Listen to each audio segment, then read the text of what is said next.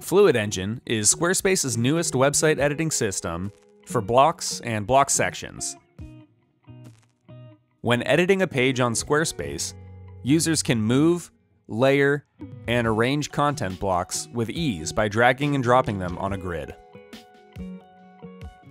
With Fluid Engine, the mobile layout is independent of the computer layout, so you have complete control over how your pages appear on mobile devices when switching to the mobile layout view.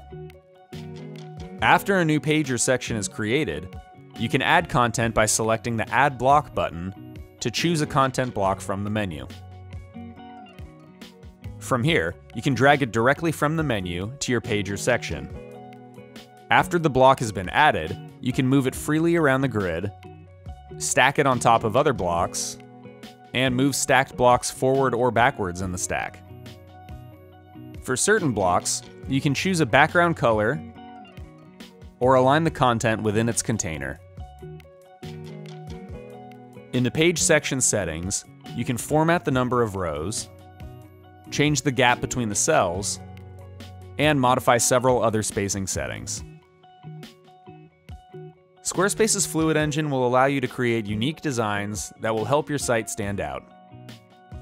Get started with a free trial today at squarespace.com.